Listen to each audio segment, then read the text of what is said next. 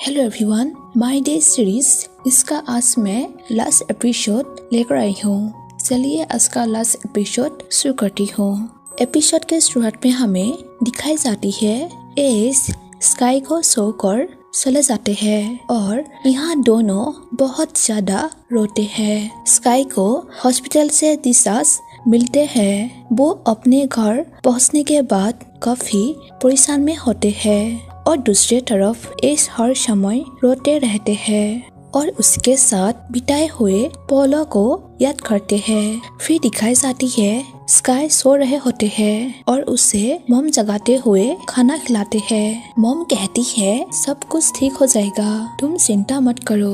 तभी स्काई अकेला रहना चाहता है। स्काई दिन रात बेड पर ही सोता रहता है और दूसरी तरफ एस मॉम के साथ रहने के लिए चले जाते हैं। मॉम एस से कहती है मुझे तुम्हारी मदद करने देने के लिए थैंक यू। मुझे पता है कि तुम अभी भी मेरे प्रति कठोर भावनाएं रखते हो, लेकिन मैं आशा करती हूँ तुम मुझे सब कुछ समझाने में परमिशन दो ताकि एक दूसरे के प्रति हमारी दोनों भावनाएं बेहतर हो। अमादा और मैं एक रिश्ते में है जो एक लड़की है। इससे पहले कि मैं तुम्हारे पिता से मिला, जैसा वो अभी कर रहा है वैसा ही हमारे पेरेंट्स ने हमारे साथ किया था। तुम्हारे डैड मुझे उनके स्थान पर ले आए और उसने मेरे डैड से बात की जब तक उन्होंने हमें शादी करने के लिए मजबूर नहीं किया और तुम हमारा उपहार बन गए। मैंने सब कुछ सहने की कोशिश की, लेकिन जब मैं बर्दाश्त नहीं कर सकती वो है तुम्हारे पिता ने मुझे जो भी दर्द दिया है। मैंने तुम्हारे लिए वापस जाने की कोशिश की। उसने तुम्हें मुझसे दूर खींच लिया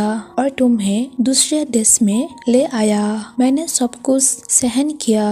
मैं भी डर गई थी क्योंकि तुम मुझे स्वीकार नहीं कर सकते। मुझे माफ कर दो बेटा, कोई रात ऐसी नहीं गुजरी जब मैंने तुम्हारा याद ना की हो। आने वाले एक दिन के लिए जिसमें हम फिर से एक साथ हो सकते हैं। मैं तुमसे बहुत प्यार करती हूँ। एस कहता है मैंने पहले सोचा था कि अगर आप मेरे साथ नहीं होते तब भी मैं खुश हूँ। मैं भरा हुआ था। मैंने ऐसा नहीं सोचा था यह दिन आएगा जिसमें अंत में आपको देखूंगा। मैं आपसे बहुत प्यार करता हूँ और मैं नाराज नहीं हूँ। मुझे पता है कि आपके पास अपने कारण थे कि आपको ऐसा क्यों करना पड़ा। मैंने पहले सोचा था कि अगर डैड ने मुझे बहुत सारे खिलौने दे दिए तो मैं पहले ही खुश हो जाऊंगा। मैंने सोचा था कि मेरा जीवन पूरा हो जाएगा, लेकिन अब जब मैंने आपको देखा है तो मैं पहले ही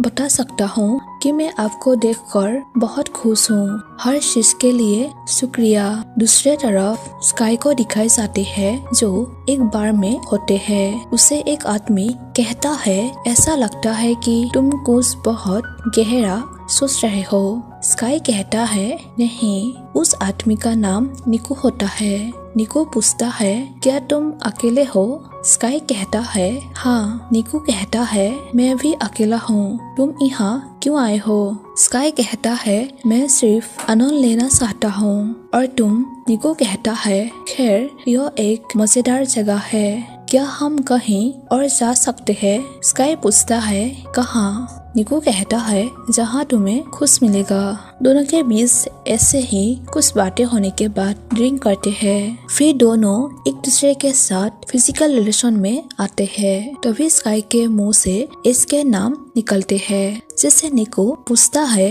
ये एस कौन है? स्काई घबराए जाते हैं। निको कहता है अगर तुम्हें कोई प्रॉब्लम है तो इसे ठीक करो। स्काई उनसे माफी मांगते हुए कहता है मैं शर्मिंदा हूँ, मेरा मन पहले से ही बहुत कंफ्यूज है। निको कहता है तुम दोनों हो फिर भी ऐसा होगा, इसीलिए इसे ठीक करो। स्काई रोते हुए कहता है ये इतना आसान नहीं है। निको कहता है मैं तुम्हारे साथ रहूंगा, मुझे तुम्हारी याद आएगी। दिखाए जाते हैं स्काई सपने में इसको देखते हैं जो उसके साथ होते हैं। अचानक उसका नींद टूट जाता है।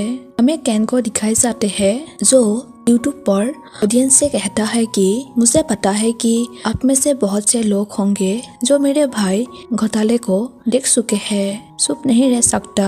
हमारे लिए और मेरे लिए सोशल मीडिया में अपने भाई के बारे में बात करना और उसका अपमान होते देखना बहुत मुश्किल है। मेरा भाई से हमारा परिवार डर में है। मैं उन लोगों के लिए जो इसे देखने में सक्षम होंगे। मुझे आशा है कि आप अपने आप को मेरे भाई के स्थिति में रख सकते हैं। यह आसान नहीं है। यह अपनों के सेल्फ रेस्पेक्ट को गिराता है। साथ ही सोशल मीडिया पर आप जितने भी निगेटिव कमेंट कर रहे हैं वो एक दूसरे से प्यार करते हैं। इसीलिए प्लीज सोशल मीडिया में कुछ भी शेयर करने से पहले सुनिश्चित करें कि यह कुछ अच्छा है। ऐसे ही कैन रोते हुए सोशल मीडिया में कहता है। फिर दिखाए जाते हैं स्काई से डैड बातें करते हैं, जहाँ डैड कहता है तुम जो कुछ भी हो उससे तुम्हारी माँ और मैं भी आहत हूँ। मैंने बहुत कुछ देखा है, मैंने भी बहुत कुछ सुना है, लेकिन मैंने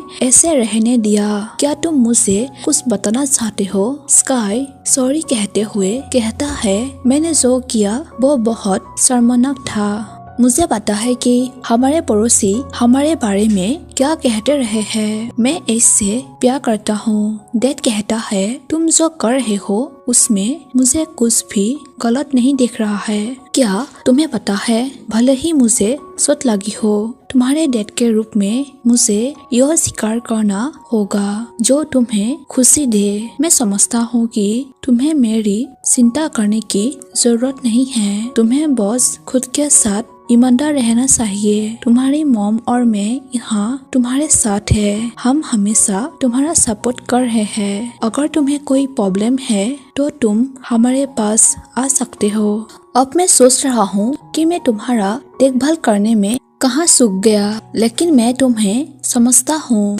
वो प्यार है, वो किसी को नहीं सुनता। स्काई कहता है मुझे माफ कर दीजिए। फिर डैड कहता है अब इसके बारे में मत सोचो। तुमने जो किया उसमें कुछ भी गलत नहीं था। हमें किसी चीज से शर्मिंदा होने की जरूरत नहीं है। मैं बस तुम्हारे बताने का इंतजार कर रहा हूँ। स्काई कहता है मुझे लगा था कि आप मुझे गुस्सा करेंगे। मैंने सोचा था कि आप मुझे पाकर शर्मिंदा होंगे। डैड कहता है क्या कह रहे हो? तुम मेरे बेटे हो। मैं तुम्हारे साथ ऐसा नहीं करूँगा। मैं तुम्हारे सभी फैसलों का समझता हूँ और उनका सपोर्ट करता हूँ। उसके बारे में चिंता मत करो। यदि तुम वास्तव में इससे प्यार करते हो तुम उसके लिए लड़ोगे, चाहे कुछ भी हो। फिर रेमन और किम को दिखाए जाते हैं। जहाँ रेमन कहता है तुम मेरे बेटे के बारे में पहले से ही जानती थी और तुमने मुझे इसके बारे में बताया भी नहीं। मैं उन्हें रोक सकता था और ऐसा नहीं हुआ होता। किम कहती है मुझे खेद है कि मैं आपको यह नहीं बता सकी कि क्या हो रही है। मुझे भी दुख हुआ जब मुझे पता चला कि वो पहले से ही स्काई के साथ रिलेशनशिप में है। मैंने बस सोचा कि वो कुछ भी बुरा नहीं कर रहे हैं, वो सिर्फ एक दूसरे से प्यार कर रहे हैं। डर होने पर भी मैंने इसे स्वीकार कर लिया। रेमन कहता है तुमने इसकी परमिशन क्यों दी? बाकी लोग क्या कहेंगे? हो सकता है कि बिजनेस में मेरे दोस्त पहले से ही मुझ पर हंस रहे हो। यहाँ तक कि मेरे अपने रिश्तेदार भी हो सकता है कि वो पहले से ही हमारे बारे में बात कर रहा हो। किम कहती है यह सोचना बंद करे कि दूसरे क्या सोचते हैं। उसे किसी की जरूरत है जो उसे समझ सके, क्योंकि आप हो उसके पिता। एक्चुअली मुझे उसके बारे में बुरा लग रहा है क्योंकि लोग सोचते हैं कि वो खुश है और जो कुछ वो चाहता है वो पा सकता है, लेकिन अंदर वो बहुत खालीपन महसूस करता है। उसका मॉम डैड है, लेकिन क्या आपने कभी ऐसे पूछा कि वो वास्तव में क्या चाहता है? वो आपका एक लौता बेटा है। आप उसे खोने के लिए इसका इंतजार ना करें। तभी डैड कहता है मुझे खेद है कि तुम्हें वो होना पड़ा जिससे मैंने इस बारे में बात की, लेकिन तुम्हें पता है तुमने मुझे दिखाया कि मुझमें बहुत सी चीजों की कमी है। मैं वास्तव में सिर्फ अपने बारे में सोच रहा हूँ। आना कहना सही थे, मैं सिर्फ खुद को इम्पोर्टेंट देता हूँ। किम कहती है, आपके पास अभी भी बहुत समय है, इस बॉस आपका इंतजार कर रहा है। फ्री जाम को दिखाए जाते हैं जो स्काई से कह रहे होते हैं कि अब क्या तुम्हारे पास बाहर जाने की कोई योजना नहीं है? तुम कितने दिनों से अपने आप को यहाँ बंद करके रहोगे? स्काई कहता है, क्यों जाऊँ, ताकि लोग हमारे बारे में बात कर सके।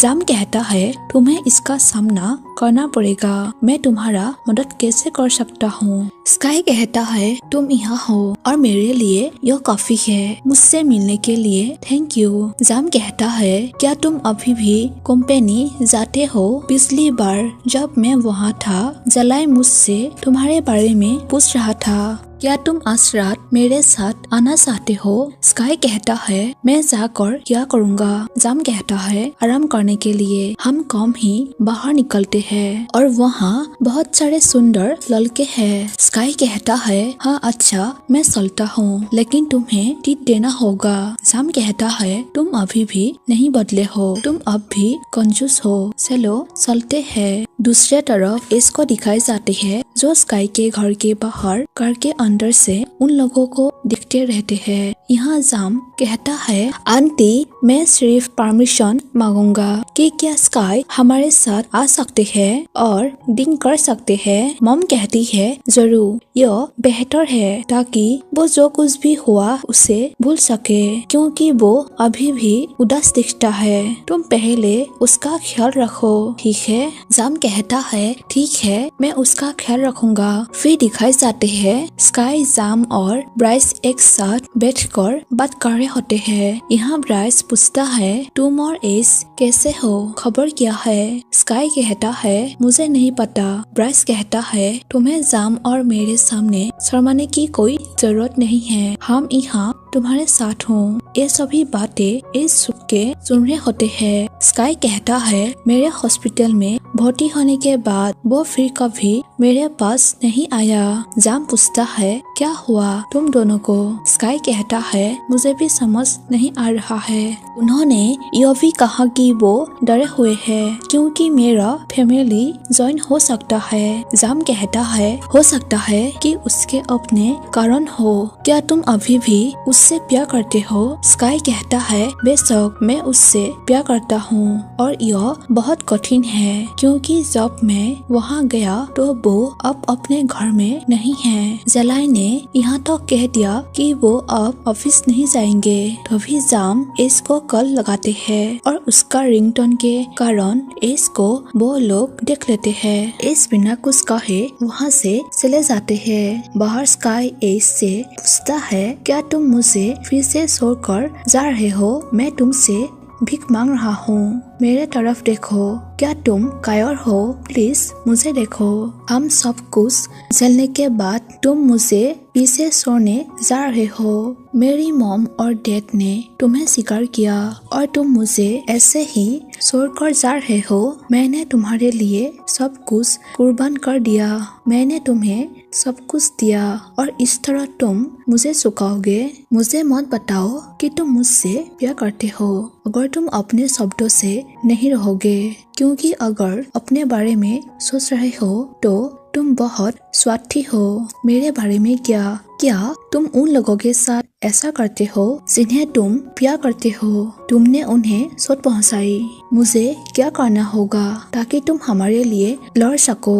ये सब सुनकर एस उसे कसकर गले लगाता है और दोनों रोने लगते हैं और एक दूसरे को किस करते हैं। फिर मॉर्निंग का सीन दिखाए जाते हैं जहाँ स्काई इसको अपने साथ लेकर घर जाता है। स्काई के मॉम डैड पूरी तरह से उन दोनों को एक्सेप्ट कर लेते हैं और वो लोग एक फैमिली की तरह साथ डिनर करते हैं। तभी वहीं मोरिया आती है और कहती है, फैमिली पूरा हो गया है, मॉम यहाँ है, डैड यहाँ है और वहाँ एक कपल बैठा हुआ है, क्या तुम मुझे खाने पर नहीं बुलाओगे? स्काई कहता है, तुम फिर से क्या कर रहे हो? मोरिया कहती है, स्काई चलो बात करते हैं, वो सब कुछ खत्म करने जा रहे हो जिससे हम गुजरे हैं और तुम मुझे उससे बदल दोगे? मॉम कहती है, तुम लवली हो, बहुत सारे लड़के हैं जो तुम्हें पसंद करेंगे। वो पहले से ही किसी और से प्यार करता है। मोरिया कहती है, मैं तब तक घर नहीं जाऊंगी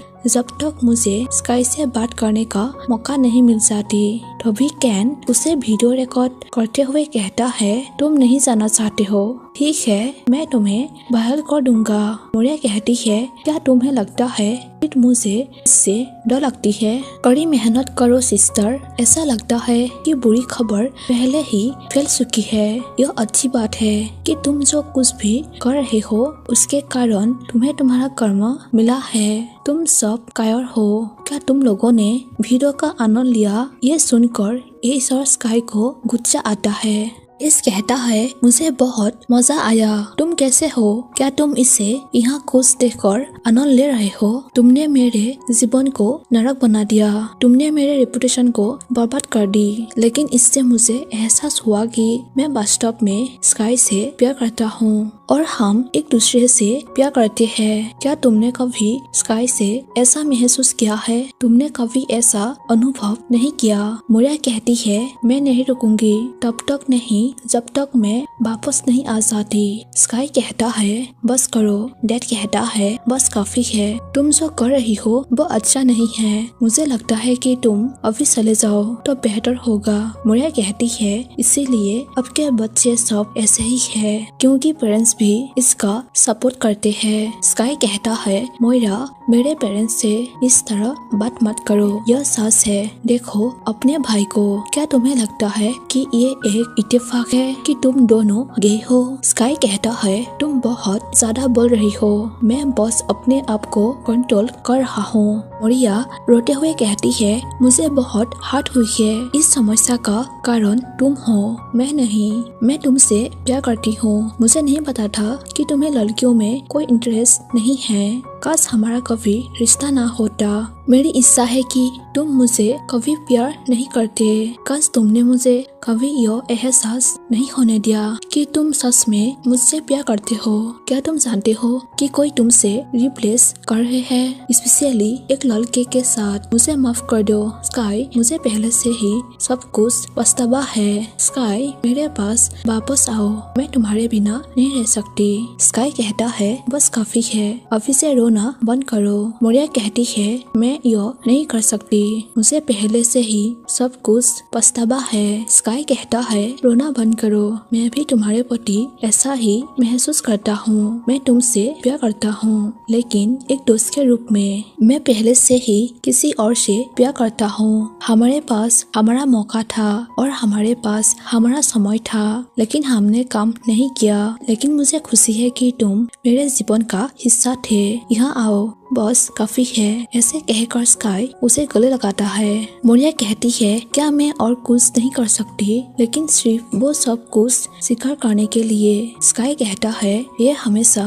याद रखना, मैं भी तुमसे प्यार करता हूँ। मुझे अभी भी तुम्हारी परवाह है। हम जिस चीज से गुजरे हैं उसे बर्बाद नहीं करूँगा।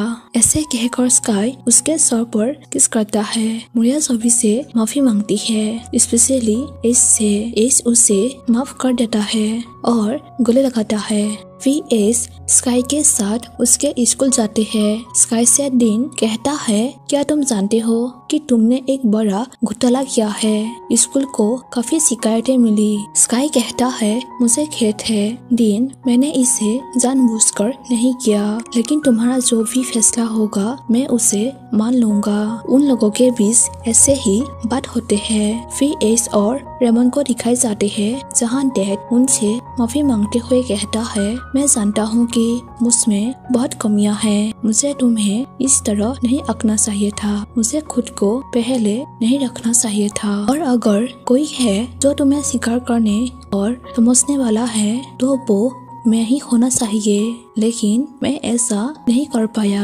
मुझे पता है मैं उन सभी गलतियों को सुधार नहीं सकता जो मैंने की। मुझे पता है कि तुम सच में मुझसे नाराज हो। मैं यह भी जानता हूँ कि तुम्हारे लिए मुझे माफ करना कठिन होगा, लेकिन क्या मैं गले लगा सकता हूँ? एस कहता है वे सब उन दोनों के बीच सब कुछ ठीक हो जाता है। डैड उन दोनों के रिश्ते को एक्सेप्ट कर लेते हैं। फिर दिखाए जाते हैं स्कूल के सीन जहाँ सभी के ग्रेजुएशन कंप्लीट होते हैं। यहाँ स्काई कहता है जब हमारा स्कैंडल वायरल हुआ यह उताप शराब की एक लंबी यात्रा थी। मैंने लगभग हार मान ली। मेरे सेक्सुअल ओरिएंटेशन के कारण मुझे आका गया, लेकिन मैं लकी हूँ क्योंकि मेरा सपोर्ट सिस्टम बहुत स्ट्रांग है। मेरे पेरेंट्स ने मुझे महसूस कराया कि वो मुझे बहुत प्यार करते हैं और मैं उस व्यक्ति के लिए खुश हूँ जिसने सब कुछ होने के बावजूद जाने नहीं दिया। वो व्यक्ति जिसने मुझे बिना किसी डर के